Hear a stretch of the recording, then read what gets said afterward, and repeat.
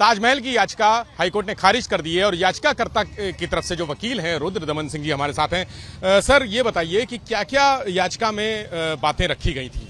देखिए, याचिका में जो 4 बातें रखी गई थी, 4 प्रेयर्स मेनली रखी गई थी। दो जो 22 डोर्स हैं, लॉक डोर्स हैं, उनको खोलने की बात।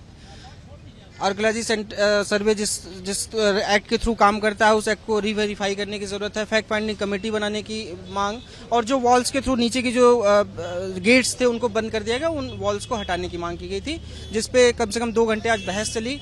और उस बहस के बाद ऑनरेबल कोर्ट ने कहा कि ये इशू जुडिशियबल नहीं है और डिबेटेबल इशू है। ये ऐसा कोर्ट ने क्यों कहा सर, इसके पीछे क्या वजह? अब देखिए, कोर्ट ने क्यों कहा इस पे मैं टिप्पणी नहीं कर सकता, लेकिन उन्होंने अच्छी बात कही कि मुझे जो देश में पिछले 10-15 दिनों से माहौल बना हुआ है, इस इशू पे डिबेट हो रहा है।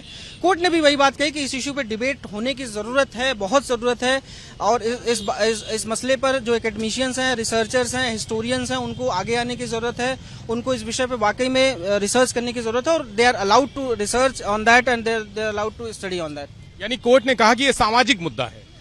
कह सकते हैं कि उन्होंने कहा कि सामाजिक मुद्दा है और समाज में डिस्कशन करके इस मुद्दे का अगर हल निकल जाए तो कोर्ट आने की जरूरत नहीं है। तो अभी इसमें आगे क्या कार्रवाई होगी? याचिका खारिज हो गई है यहाँ से, क्या आप लोग आगे सुप्रीम कोर्ट जाएंगे? जैसा कोर्ट ने कहा है कि आपको एकेडमिशियंस को अप्रोच करना चाहिए, हिस्टोरियंस को अप्रोच करना चाहिए, जो ICHR है उसको अप्रोच करना है, तो हम ICHR को लिखेंगे, कल्चरल मिनिस्ट्री को लिखेंगे। अगर वो संज्ञान लेते हैं इस मामले में, अगर वो बंद कमरों के लिए रिसर्च करते हैं, तो अगर हो जाता है तो फिर हम सुप्रीम कोर्ट आने की जरूरत नहीं है। अगर नहीं करते हैं तो सुप्रीम कोर्ट जाएंगे। क्या लगता है सर कि याचिका में कोई कमी रह गई, कोई जो तथ्य थे वो सही तरीके से पेश नहीं हुए, इसलिए ऐसा हुआ? बिल्कुल नहीं, बल्कि ऑनरेबल कोर्ट ने इस बात की प्रशंसा भी करी कि वेल आर्टिकुलेटेड ये रिसर्च है आपकी, लेकिन हम इस बात पे कमेंट नहीं कर सकते। उन्होंने ये बात कही।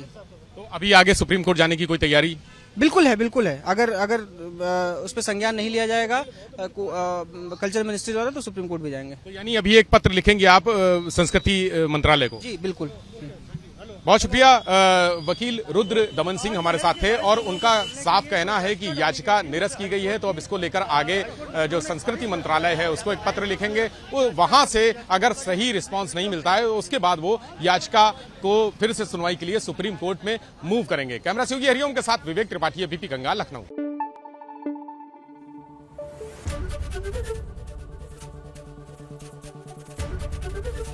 एबीपी गंगा, खबर आपकी, जुबान आपकी।